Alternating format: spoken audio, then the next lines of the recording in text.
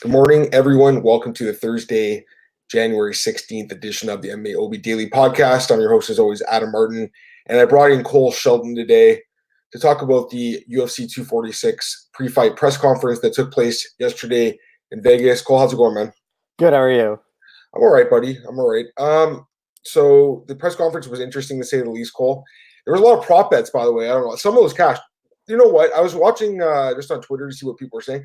I saw a guy say that he put some money on the one that they would make physical contact, and the sportsbooks graded as a loss for him, even though they shook hands twice. So I don't know what happened to that guy's bet, because to me that should count as a win. But I guess they were looking for like a shove or a push or something. Don't you think that counts, Cole? Like a handshake? I think that's pretty fair, right? Well, they weren't clear. They just said physical contact. Yeah, So like, exactly. I'm with they you. just handshake, fist bump like that. They're still making physical contact. But those prop bets, there were some easy money ones. Like Oh, either fighter says Khabib was like plus 150. yeah, Does Conor predicted KO win was plus 200? He's predicting a KO win all the I know. time. I You know. know someone's asking about Mystic Mac. Like I don't know how those were plus odds at all. There was one on him wearing a suit, which I talked about yesterday. It was like minus 200. Like that's easy money. Or well, Cowboy wearing a hat, that was minus 2,500. No one's gonna put money on that, but that obviously was gonna cash too. And yeah, I think for the most part there was some money to be made, surprisingly. But I think that particular one, I was kind of surprised when I saw that guy say he didn't win his bet. But anyways, let's talk about the press conference itself. Just some takeaways from it. Initial thoughts on the press conference and what you heard from Conor. And we'll start with Conor, and we'll talk about what Dana and Cerrone said. But any thoughts on what Conor was talking about?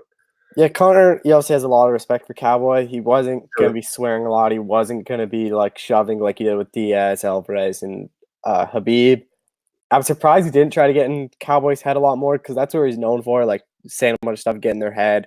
He had a lot of respect. Cowboy had a lot of respect back to him. They said, "Oh, it's going to be a good time. It's going to be a fun fight." Like I thought they would try to sell it a bit more, but to me, they were just showing a lot of respect, saying, "Oh, they're both good fighters. Like it's going to be a good fight." But Connor to me seems focused again. Like he doesn't act out of line. Like he's acting like this is his shot. Like he needs to win this fight. He's all focused on this fight. He's not looking past him. When people were asking about it, he's just kept on saying like, "Oh, I got Cerrone in front of me." So it's good that way. But I think a lot of fans were expecting like more fireworks from this press conference. Yeah, I think so too. But I honestly wasn't expecting too much, just because there is a lot of respect between these two guys, obviously. And Connor's, man, he's got a lot going on outside the cage right now, Cole. Like he's got to be careful, about just being a prick, because people already don't like him that much right now. So he just kind of got to be chill. I thought, for the most part, he's pretty respectful. So pretty much how I thought it would go. Let's talk about a few different things he said. He said that the UFC offered him Khabib before they gave it to Tony Ferguson. Do you believe him? I don't think so. I think even if they offered McGregor, Khabib would have said no. Like that's the thing. So it might have been offered to Conor just because, but to me that fight made no sense to the media rematch. It makes sense down the line, makes a lot of money for him. I would like to see that happen by the end of the year. Conor, say he beats Cowboy, get one more, fight Gaethje in a number one contender. If you beat Gaethje, then you've proven you deserve the shot at Khabib. An immediate rematch, I think that would have made a lot of fans mad about that. Yeah, no, I kind of agree with you on that. He also said that he'd be open to a featherweight rematch. I think you did the article on this one. I just read it. You think that he's blowing smoke? I mean, I can't see him ever fighting at 145 Me again. either. I think that's just kind of. You I know, think I think there was a chance at one point that we could have seen a rematch be at 155. yeah. But Aldo now is at 135, and McGregor is very complimentary once again. I think there's a lot of respect between those two guys. I know they fought, and we all know what happened there, 13-second knockout. But I do think there's a lot of respect between Aldo and McGregor. I don't think we'll ever see that rematch again. He was asked the question, he answered it. I think that he said that there's a chance it could happen one day. But Cole, honestly, there's no way in hell he ever fights 145. At this point, Cole, I think he stays at 170 for a while, man. I mean, he seems to be in good spirits at 170. Doesn't cut any weight. He's underweight. He just goes in there and fights. MMA is actually different now than it was a few years ago. Guys were cutting such massive amounts of weight. Now guys are realizing you don't need to cut weight really to be a winner in this sport. Like you can actually win fights and be an effective fighter by not cutting weight. So I think he stays at 170, and I guess that can go on to the next thing here, because he was asked about Masvidal and Usman as opponents. He said that he's interested in Masvidal. He likes the BMF title. He kind of wants that. And he talked about Usman. He said he's interested in that fight as well because he wants the title. He says Usman has this sniff the jock strap style, like Khabib. So, I mean, if he does beat Conor, you think he gets either of those fights next? If he does beat, Cerrone this weekend. I think the Masvidal one, I think he would get if he beats Cerrone. I don't think he gets Usman. I think there's a lot more contenders. There's Masvidal, there's Leon. Like, if Cerrone Masvidal get matched up, they're going to do Leon Edwards. I think, but if say he goes out and beats Cerrone and beats Masvidal, I would not be shocked if his third fight this year isn't Khabib and it's a 170 title fight. Like, he's made it known he wants to be the first ever 3-weight champion. He wants to break all the records in UFC. Like, that's a shot. Like, Masvidal's what is he ranked? I think 3 right now, maybe, or 4. He's top 5 for sure because it's going to be Covington, Edwards, Woodley, and then maybe him. So I think he's 4. But like, beating a top 5 guy, like, that's going to get you a title shot because especially if Woodley isn't fighting. Not sorry to cut you off. He's 3. You forgot about Woodley. He's number 1. Yeah. Yeah, so you have Woodley, Covington, Masvidal, and Edwards. Like, beating a top 3 guy, like, that gets you a title shot. That you're right in contention there. So I think it makes a lot of sense. It doesn't make sense after this, but say he goes out and fights Masvidal, beats Masvidal, then it makes sense to fight Usman. Yeah, I'm with you on that. It seems he wants that BMF time. I think he's a little jealous that he didn't get involved in that fight, Cole. And it's funny because he keeps going on about how the fans were robbed of that 4th and 5th round. And honestly, I'm one of the people that think the fight was stopped early. I know Nate Diaz's eye was fucked, but you know what, man? Like, he wanted to keep fighting. I think the doctor stopped it a bit early, just my opinion, But I kind of agree with Connor on that one. I just wanted to ask you about this. Morgan Campbell was a really good friend of mine, and he used to work for the Toronto Star. He just left there maybe last month, and he was doing a freelance piece for the New York Times. So he's there on assignment there for the New York Times, and I think they were the ones who originally reported the McGregor story, and they're the ones who say his name. Like, they're the only ones mentioning his actual name. Yeah, they've done it twice now. Yeah, so he asked Connor, do you have any updates on it? And immediately fans booed him. Cerrone's like, why are you asking about that? Like, just focus on the fight. Dana White said he already answered that with Ariel yesterday on ESPN. And Morgan's just like, can I get a status update? Connor didn't say a word. Cerrone bullied him. Dana bullied him, and the fans were disgusting. And they cut his mic off, too. I mean, first off, I'm actually really good friends with Morgan. He's just a great guy and really good journalist. Coley's one of the only guys, because he's not an MMA journalist. He's a sports journalist. He didn't care what Dana had to say. He's going to get access either way. He's not scared of losing his credentials, which I think is a lot different than a lot of the MMA guys, because they're really worried that Dana's going to pull their credentials, right? Just any thoughts on the whole situation? Because honestly, I was kind of disgusted by it. I'm not surprised, but I was kind of disgusted by the way he was treated. Yeah, it was not a good look. I wasn't happy with it either. But the thing that made me more mad is you see all these fans going, oh, when are journalists going to start asking hard questions? Like, you're just asking a softball question for the fighters. And then when a real journalist asks a tough question, the fans boo. Like, yeah, ridiculous. What do you want? Do you want us to ask hard questions, or do you want us to just throw softballs for the fighters? Like, you can't say you want both and then boo when either or happens. Like, I think more media have to ask those tough questions. It was like, I was not happy with how the fans treated Morgan at all. No, not at all. It was pretty bad. Again, no surprise really. But it's just funny though. Like, all the criticism on Twitter, like, all the time, Cole. The media asked really easy questions. Ariel's questions weren't good. Morgan goes and asks him in the press conference, and that's the response. Really, it reminds me of a few years ago, and this is kind of a little different. But Brian D'Souza, who he's kind of a friend of mine, I don't really talk to him anymore, but he asked. He was actually this is the Aldo and McGregor press conference in Toronto years ago, like 5 or 6 years ago, and he asked Dana White about fighter pay, and he got booed out of the building. And once again, the fans were booing him, the fighters booed him, Dana yelled at him. The media turned on him too, which is funny. But it's just weird how, you're always asked to ask hard questions, and then you do, and you get turned on by everyone, including your peers. Because I didn't see any media members really defending Morgan. I saw a couple, like Luke Thomas and Ben Folks were defending him, saying like, that's good. Because some fans were tweeting at him saying like, why does that have to be asked? And Ben's like, this is the right time to be asked. Like, McGregor hasn't done any media. He hasn't done any media since that. Like, when are you supposed to ask him? And Luke Thomas is like, that's a real journalist there, like, asking those questions, and fans need to realize like that's what needs to be asked. Morgan's a legitimate sports journalist. Like, he covered sports at the Toronto Star for 20 years. Like, he's been at a lot of the big fights, Floyd and Connor or Floyd and Manny, a lot of these big fights. He's been around forever. He does a lot of sports. So I'm not surprised he was the guy that asked the question, because he doesn't care about losing his credentials, because he won't lose them, because he works for the New York Times. So he'll always get them, That's the difference, Cole. And, I know you're kind of like newer to the business, Cole, but someone who's been around for a long time. The one thing that's always bothered me is just like a lot of the journalists are just really scared about Dana White, and they're always scared about pissing him off. Just do your job and ask the questions. Like if they pull your credentials, that's on them. You know what I mean? And the great thing about MMA, Cole, you don't need your media credentials to cover the sport. You can cover it from home. You could get like almost the same access just by watching the scrums, and you don't get to ask the questions, which does suck. If you do get pulled, but I'm not worried about being pulled. When I used to go to the questions or the scrums, I asked hard questions, and I still have credentials, so I can still go, but it is what it is. Okay, we got a question here. Sia ran to you. Question about false allegations. F him. A lot of men are pissed off with the culture of false allegations. I'm Irish and I've lived in Crumlin. It'll come out soon. All these allegations that journalist was trying to push are bogus. Give me your thoughts on that, Cole. Well, I mean, the New York Times is probably the most respected newspaper in the world, I'd say. One of them, yeah, for sure. And to have them come out and say it, and have Dana White and UFC and Conor McGregor not say a thing, like, it might not be true, but like it has to be proven in court. Like you're obviously innocent until proven guilty, but to have the New York Times, like that's a big source saying that you're doing it. And a lot of Irish paper have said, oh, a sports star from Ireland have done it because they can't say his name. We're not accusing him of anything, but like it was accused by the New York Times that he was it, but it has to go to court before you see if it was true or false or not. I agree with you on that. And listen, CRN, I know what you're saying, buddy. I get it. Like you do got to be careful in this day and age because a lot of people do lie. A lot of people are lying out there and they are falsely accusing people. But in this particular case, like I feel like there is, maybe something behind this.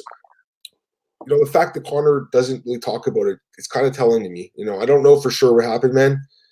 I hope the stuff that he's been alleged to did is not true because I like Conor, but it's possible to, and that's why it is in the legal status right now. And I get that he can't comment on it, Cole. Like, but he wasn't asking him like, did you do it? He just said, what's the status of the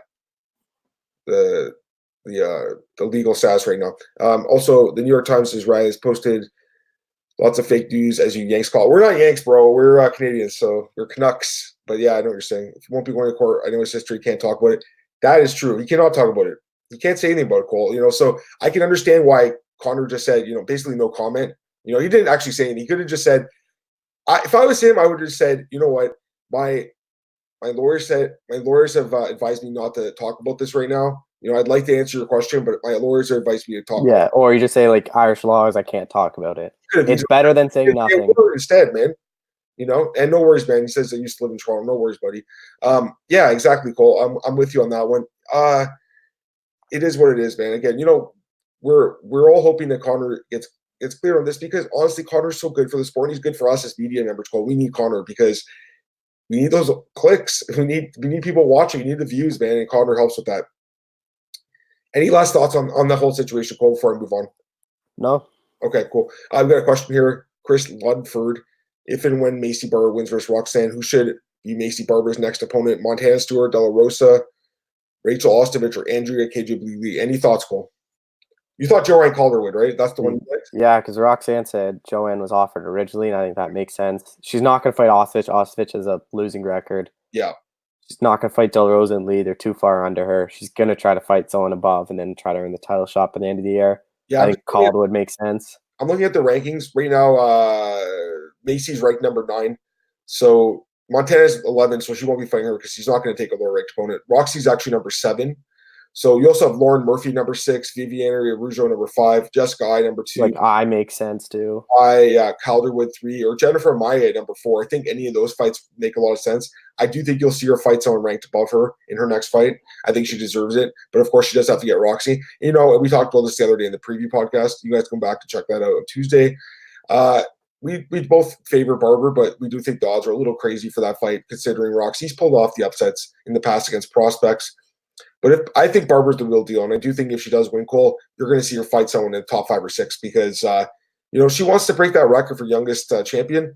I'll be honest, man. I think that Valentina probably smokes her, even if she waits another year. But hey, good for her for wanting to try. All right, the Dana White scrum. He also did a scrum yesterday. One of the things he said, Justin Gaethje's not in line for a title shot. It seems like Conor's going to get the next title shot. What do you think? I'm not surprised. Gaethje He's not a big draw. He's not a big money fight. And the thing with Gaethje too, which people don't really talk about, is he hasn't really beaten a top tier guy. Like, what's his biggest win? Probably Barboza. Like Cerrone's up there, but like he beat James Vick, who Vick's now on a 3-fight losing streak. When he fought the top guys he lost. Like he lost to Poirier and Alvarez. Like I think he could get a title shot now, but if he gets one more win against a top 5 guy, like that really cements himself. Like fight Poirier again. If you get past Poirier, like that just cements yourself. And the thing is, like he has to know McGregor's gonna make more eyes on the sport, gonna make the UFC and Dana White more money. So that's what they're gonna go with. So you have to just like look first, and he had to just keep on winning until he finally got his title shot. Yeah, exactly. Gaethje, I love him, man. He's probably my favorite fighter. I've loved this guy since WSOF days, but he only has a 3-fight win streak. And as good as he is, Cole, 3-fight win streak, does that really get you a title shot? I don't know, because Vic, that's really not even that quality of a win at this point. Barboza is a pretty good win, I guess, and then Cerrone's a good win, but I don't know, man. I don't know, Cole. Here's the thing. The ironic thing is Conor's probably going to get a title shot being Cerrone, who Gaethje just knocked out in the first round. I get that, but here's the difference, Cole. Who's a more proven pay-per-view draw? Conor. Has Gaethje he's only been on like 1 or 2 pay-per-views. Yeah, that's the other thing. He had the one Eddie Alvarez fight, which was an amazing fight, but that was his only pay-per-view fight, Cole. They have to put him on a pay-per-view. You know what else is crazy? This is Cerrone's first time headlining a pay-per-view. That's crazy. I would have thought he would have had. No. Look at his record. He's headlined fight night cards. He's headlined UFC. That's true. He's just always got a headline just fight night cards. He's headlined against Dos Anjos. He's headlined against Oliveira. He's headlined against Till, Medeiros, Edwards, and Iaquinta and Gaethje. And you know what those have in common, Cole? Fight night cards. They were not pay-per-views. Let's go to the questions here. CRN or Turned Up MMA. What's up, Cole and Adam? Good luck to you again. You too, buddy. Thank you, Ben. Always appreciate you tuning into the podcast, my friend. CRN2, love your show, guys. Thanks, buddy. Canadians, nicest people in the world. I agree with that. Who will replace Whittaker? Actually, you know what? I was actually going to go to that next, so that makes sense that we're going to talk about that. So, Rob Whittaker's out due to personal issues. Do you have any update on that, Cole? Because I know you're pretty close to Rob. No, it's just deals with, like depression and stuff. Do you think it has something to do with that? Or I don't know. I asked his manager, and I just got told the same thing. It's personal issues. No comment on it. Apparently, it's not the wildfire thing, which is good to hear. But he's got some stuff going on.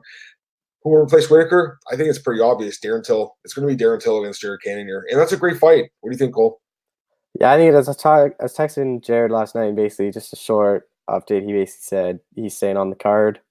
So, and Dana White recently said Till's fighting in Vegas, and he's fighting a top tier guy, and everyone's like, "Well, the most top guy is Hermanson." So it makes sense. Till Cannonier, where that gets Adesanya. So I don't know. I think Till, and then Hermanson called out Gaslam, so I think his camp has probably told you're not getting Till anymore, so try to get someone else. And it makes sense. Till Cannonier, you still have that backup fight for Adesanya Romero, assuming that happens. And yeah, and Hermanson's calling out Gaslam. Yeah, that would be a good fight. You could throw that fight in the card too. It'd be a nice, fight to beef up the main card. That'd be a sweet, like a all middleweight main card, except for that women's strawweight title fight. That'd be a fun main card, Cole. I think to answer your question, man, it's going to be Darren Till against Jared Cannonier, which is a really good fight. I don't even know who I'd favor in that one. I mean, I guess Cannonier, based on how he's looked lately, he looked amazing. But Till, we both picked him against Gaslam. You can't count this guy out. He's so good, really good prospect. Chris Ludford, Paige Van Zandt, better in ONE FC or Bellator? Bellator, just because Austin's there. Yeah, I don't think she's going back to the UFC. She's got one more fight left, or she's done now, Cole? Yeah, she's got one more after this Rebus fight. Yeah. So, after this, or I thought. Like Rebus is her last fight. Yeah. Tough fight too. I mean, Rebus is very dangerous. She just beat Mackenzie Dern. She's a very underrated fighter. Yeah, I think Bellator, because Austin's there too. But I think Austin's a free agent coming up too, isn't he? Or yeah. So that makes it interesting too. I mean, maybe they both stay in the UFC. Who knows? Also, Macy at Barber actually said she wants to fight Rachel Ostovich and Montana De La Rosa. It's definitely. I didn't see that, man, but I do believe you that you did say that. However, and Ostovich is nowhere. She's on the verge of getting cut. Rachel Ostovich is on the roster because she's extremely attractive. I don't think it's because her record's very good. And she has she's under 500. 4-5. But she's really marketable. So I can see why she's on the roster. De La Rosa is actually a pretty good fighter though, it's pretty cool. I heard her husband with the UFC. But yeah, I just think for Barber, she's gonna want a title shot soon, man. So I think she's gonna want a top 5 opponent. That's my guess. We'll see. I could be wrong, but I think she'll be getting someone like we talked about, Jessica, Joanne Calderwood. I mean, Caitlin Chukagian, if she loses, she could fight her too, because that fight's coming up in like 2 weeks, right? Yeah. That card's creeping up, by the way, guys. That John Jones card, 3 weeks away actually, but still creeping up quick. All right, let's switch gears here, Cole. So we talk about Whittaker. All right, so I was actually at my bowling league last night, and I get a Twitter DM from Cole saying, "Check this out," and it just says UFC signs European light heavyweight, and I go, "Who'd they sign?" Click on it, because of course ESPN did the classic clickbait headline, Cole. Click on it. The UFC has signed Jiri Prochazka, the former Ryzen light heavyweight champion. First off, I had no idea he was a free agent. The only thing we heard was after he beat CB Dollaway that he's going to probably fight Ryan Bader for the Bellator title next. And now he signs with the UFC instead. I love this signing, Cole. Yeah, this is a great addition to 205. John Jones kind of cleared 205. I think immediately you give Yuri a top 10 guy. Give him a guy like Volkan. Give him the winner or loser of Blockfitch Anderson. Like either or works. If you want to give him the winner, perfect. You want to give him the loser, that works too. Like I think Glover Teixeira works too. Like if you really want to test him, Anthony Smith is looking for a fight. Like if you really I do like the Smith fight. I do agree with you. It's a great fight. But Smith is ranked number 3. I don't know if you can give a newcomer a number 3 ranked guy in the division. Yeah. I don't know. I'd like to see Volkan. If he gets past Volkan, give him Anthony Smith. I'm 100% with you. I think it's going to be Volkan or Glover. Both great fights. Jiri Prochazka is a really good fighter, guys. If you haven't seen him fight, he is excellent. 26 3-1 record. 27 years old. He's a Czech Republic fighter. He's on a 10-fight win streak. 9 by stoppage. Yes, he's knocked out almost all his opponents. 23 wins by knockout, 2 submissions, only 1 decision. This guy's only gone the distance once in his 30-fight career. That's pretty incredible. Look at some of the wins he has, Cole. CB Dollaway, Fabio Maldonado, Mohamed Lawal, Brandon Halsey, Carl Albrechtsen, Kazuyuki Fujita, Vadim Nemkov, Satoshi Ishii. He's got some good wins. Darko Stosic is another guy, Cole. That's a good win. So this guy is really good. He's a really, really good fighter. I'm excited to see him in the UFC, man. I think this guy can cause noise. Does he beat John Jones? Probably not. But I think he could fight him potentially, Cole, by the end of the year. If John Jones wants to stay at 205, he's going to have to keep fighting guys like this. And that's another reason why I think he'll probably move up heavyweight eventually. A couple more comments here. Turned up MMA. Rebus, Malls, Paige Van Zandt, probably. And Macy says, Chris Ludford, Macy said she wants 4 fights this year. All 4 will be Maya Calderwood, KGB. Yeah, I think she will stay active. Did she have 4 fights last year? I think she did. No, she only had. Well, she had broke her hand. I think she only had the 2, didn't she? She had Aldridge and Robertson. I'll check right now, but I think she wants to stay active. But the thing is, like, I think she gets this one. I think she gets one more. She did have last year. It was 4 the year before in 2018. Yeah, but I think she gets it. It's hard to get 4 fights in the UFC first off, and I think she only gets 3, and I think she gets this one of Maya Calderwood, and then she gets the title shot. I think the UFC is going to push her. I think they think she's marketable, and it makes sense to try to give her the title shot because Shevchenko doesn't have many contenders, and if Macy Barber pulls it off, like she automatically becomes a huge star. And if she loses, like no big deal because she's 20, so you can easily bounce back from that. You don't want to obviously hurt a prospect. You don't want her to be like Priscilla Cachoeira where she like gets serious damage in the fight, but at the same time. Valentin needs opponents, and I think Macy's one of them. Okay, Chris Ludford, one other question here. Demetrius Johnson trade for Ben Askren was without the doubt the worst deal UFC made. Okay, so it's first off, it's extremely controversial either way because this was the first trade in MMA history that I can think of. I don't think there ever been another one. I think it's kind of a win-win trade for both promotions, honestly. Like I know Ben only had 3 fights and he retired, but I think the 3 fights, Cole, he probably sold more pay-per-views than Demetrius did his entire career. And that's what the UFC is about. What do you think? I think it's a good trade for the UFC. Like, if you see, Ben Askren was a huge star in the UFC. He got a lot of eyes on his fights. That 5-second knockout still getting played over and over again. That really pushed Masvidal into that huge superstar. Demetrius Johnson, although like he is a way better fighter than Ben Askren, he is one of the best pound-for-pound fighters, one of the best fighters of all time. The UFC just couldn't market him in the flyweights, and they can market Ben Askren in some welterweights that Ben Askren fought. Like the Lawler fight was important. The Masvidal, like Masvidal became a star.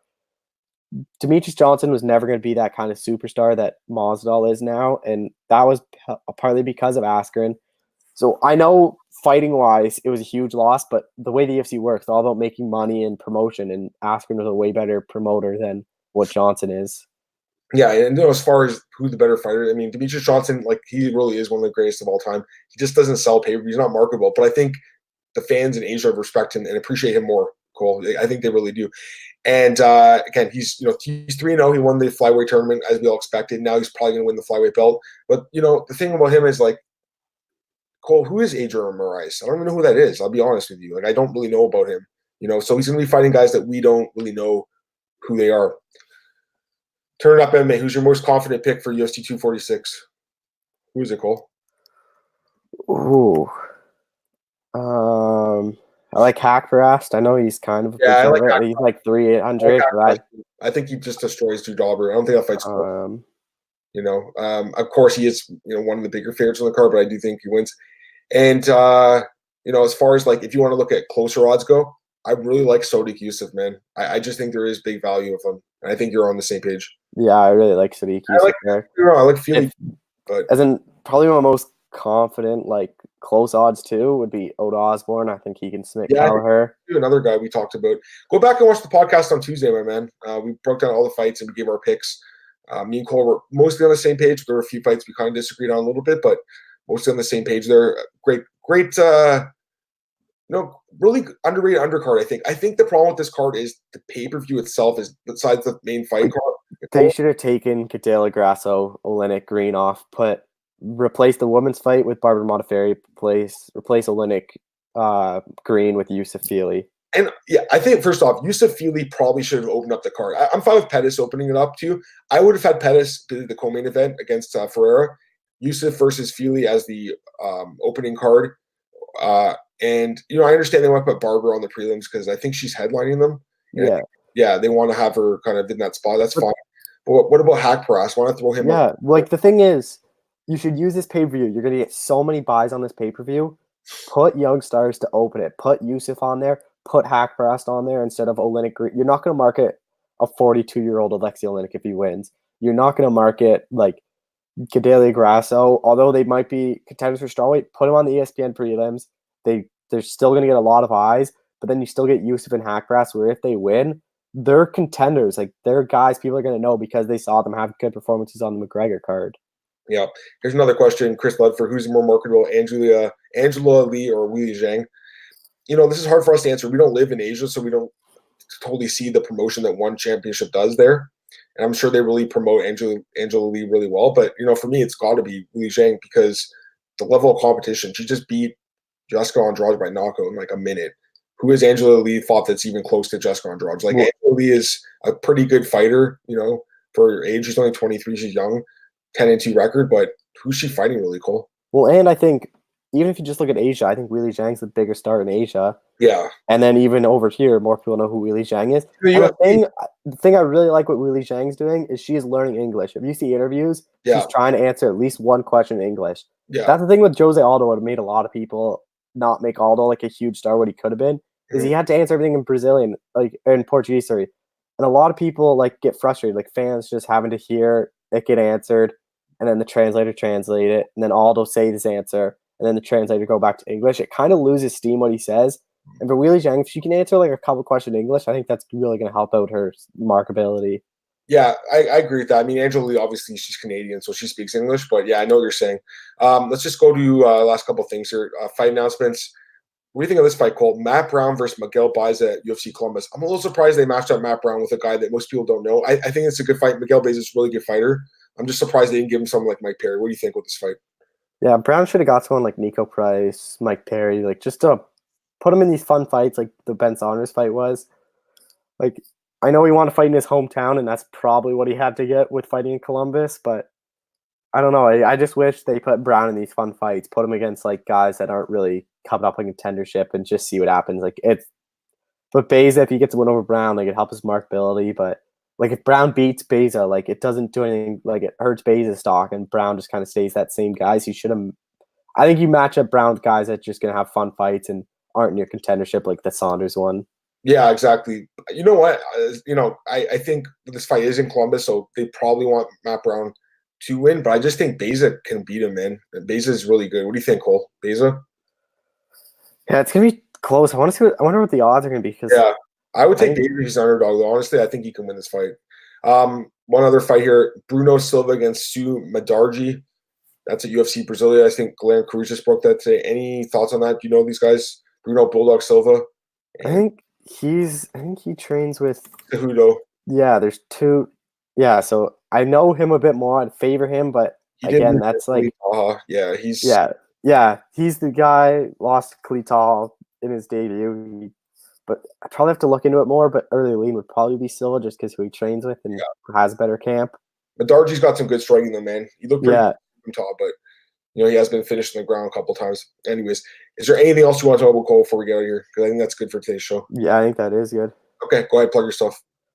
Twitter @Show91. The fighter picks for Cerrone McGregor's up. Every other new stuff will always be on my Twitter.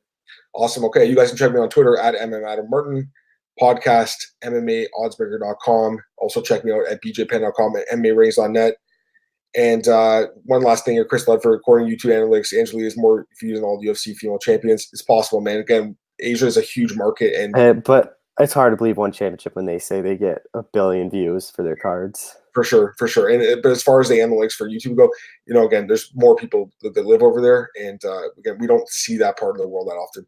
Guys, thanks again for tuning in. I'll be back tomorrow for the Friday edition of the podcast. Cole, thanks for joining me on short notice today, man. Just wanted to get a second thought on the UFC 246 press conference. That's it for today's show, guys. Thanks for all the questions. If you have any more, send them in tomorrow.